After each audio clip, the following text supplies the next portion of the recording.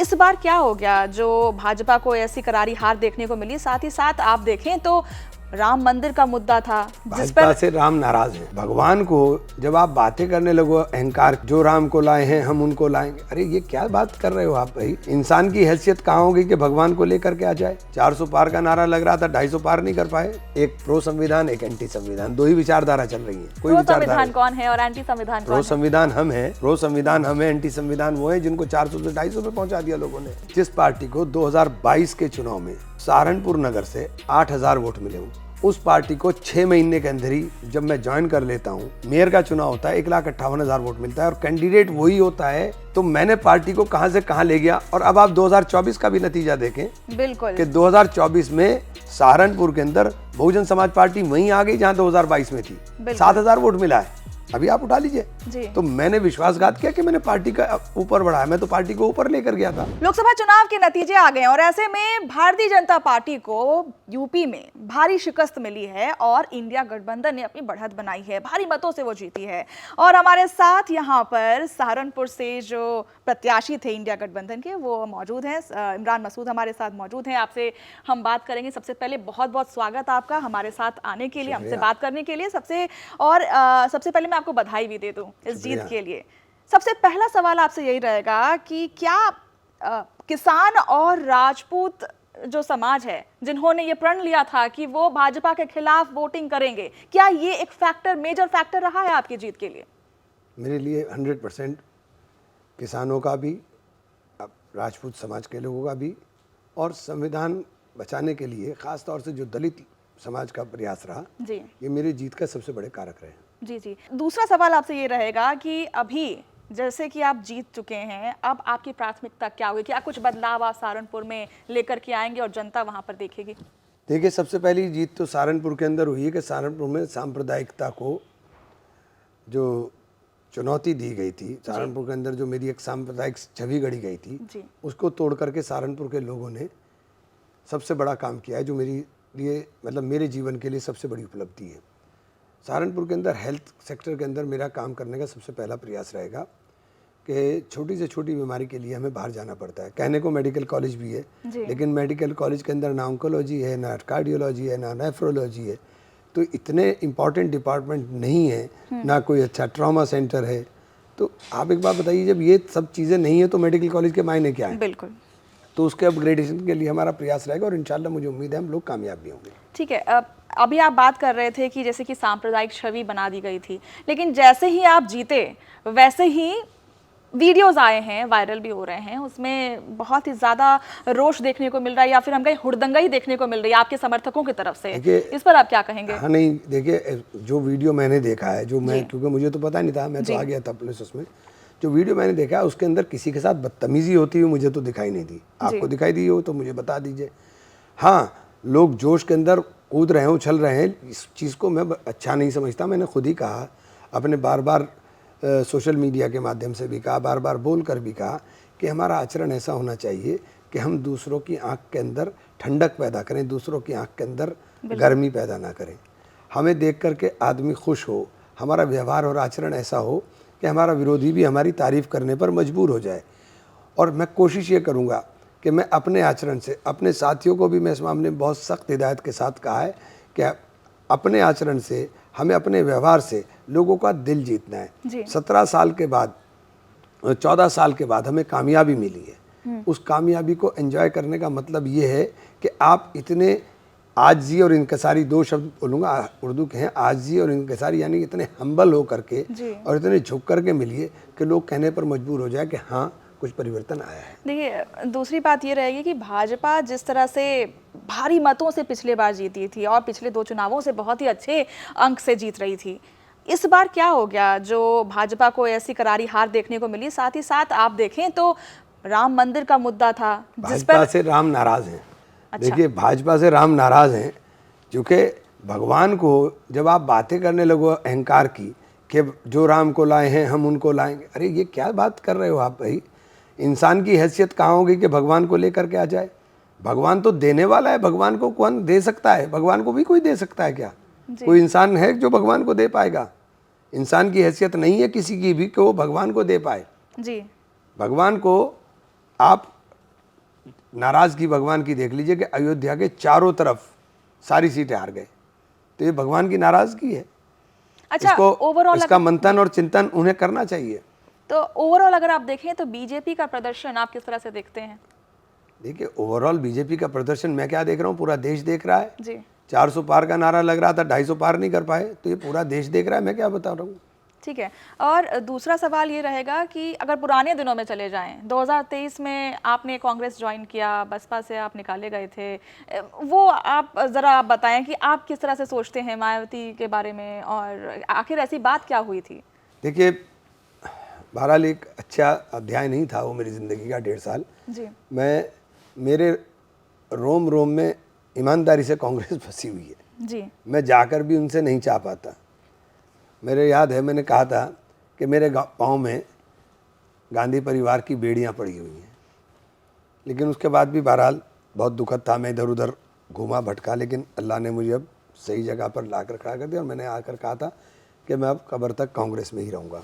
तो ये बात तो अलग है, लेकिन जी मेरा जो अनुभव बहन जी के साथ रहा वो बड़ा अनप्रिडिक्टेबल रहा। मतलब मुझे बहन जी ने फ़ोन कर करके बुलवाया, मैं गया, चला गया। आधा 3 घंटे मुझसे बात करी, मिशन और मूवमेंट के ऊपर बात करी, दलितों के उत्थान के लिए, शोषितों के, वंचितों के अधिकार के लिए सब बातें करी। तो मैंने कहा ये तो जो बाहर छवि गढ़ी गई है बहन जी की, ये तो बिल्कुल उसके उलट है।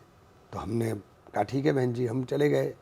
अब हमारे जाने के बाद हमने, जब मैं जिस पार्टी में हूँ तो मैं उस पार्टी की ईमानदारी के साथ वकालत करूँगा ना। बिल्कुल। मैंने इस मिशन मूवमेंट को, जिस मिशन मूवमेंट को समझ करके मैं बहुजन में गया, जिसके अंदर शोषितों को और वंचितों को अधिकार देने की बात कही, जिसके अंदर समाज के अंदर बराबरी का दर्जे की बात कही, जिसके अंदर समाज के रहने वाले सबसे कमज़ोर तबके को उसके अपलिफ्टमेंट की बात की गई, तो उन्होंने कहा तो बहुत अच्छा है, हम इसके साथ चलें। हमने भी चलने का फैसला किया। हमने मीटिंग में भी कहा बहन जी से कि बहन जी, जिस तरह का माहौल है सबको मिलकर के लड़ना चाहिए। जी जी जी और अगर हम लोग बात करें तो मैं एक पुल की तरह काम कर सकता हूं, क्योंकि मेरे रिश्ते सभी पार्टीज़ के अंदर बहुत अच्छे हैं। जी। उसके बाद मैंने जी जी थोड़ा सा बात हुई, उसके बाद बहन जी ने, मुझे पता ही नहीं चला कि आपने पार्टी गतिविधियों के कारण आपको पार्टी से निकाल दिया जाता है। लेकिन बसपा की तरफ से ये भी सवाल उठ रहे थे कि, या फिर आपके ऊपर आरोप लगाए जा रहे थे विश्वासघात या फिर वादा खिलाफी का भी आरोप लगाया जा रहा था। मैंने क्या वादा खिलाफी की? जिस पार्टी को मैं जो कह रहा हूँ इसे नोट करिए, जिस पार्टी को 2022 के चुनाव में सहारनपुर नगर से 8,000 वोट मिले हूँ, उस पार्टी को 6 महीने के अंदर ही, जब मैं ज्वाइन कर लेता हूँ, उस पार्टी को 6 महीने के अंदर ही 1.5 लाख वोट मिलता है। 1,58,000, शायद 1,58,000। जी जी मेयर का चुनाव होता है, 1,58,000 वोट मिलता है, और कैंडिडेट वही होता है जो 2022 में चुनाव लड़ा था, समाजवादी पार्टी का एमएलए बना हो, उसका भाई चुनाव लड़ रहा था, बसपा से मैंने चुनाव लड़ाया, मैंने अपनी भाभी को चुनाव लड़ाया, वही कैंडिडेट था, वही पार्टी, उसकी जमानत जब्त हो गई। दोनों पार्टी की जमानत जब्त हो गई, समाजवादी पार्टी की, बहुजन समाज पार्टी की भी, दोनों पार्टी की जमानत जब्त हुई। एक को 20,000 वोट मिले, एक को 8,000 वोट मिले। तो मैंने पार्टी को कहां से कहां ले गया। और अब आप 2024 का भी नतीजा देखें, बिल्कुल, कि 2024 में सहारनपुर के अंदर बहुजन समाज पार्टी वहीं आ गई जहां 2022 में थी, 7,000 वोट मिला है।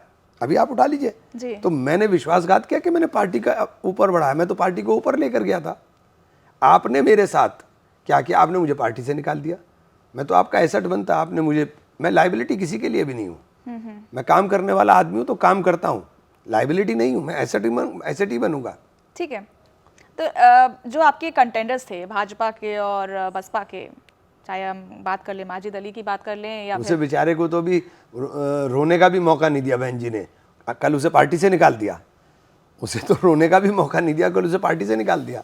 जी जी। तो अगर ये दोनों कंटेंडर्स की बात करें, माजिद अली की बात कर लें या फिर राघव लखनपाल की बात कर लें भाजपा से जो हैं, आप इन दोनों कंटेंडर को अपने सामने कितनी बड़ी चुनौती देख रहे थे?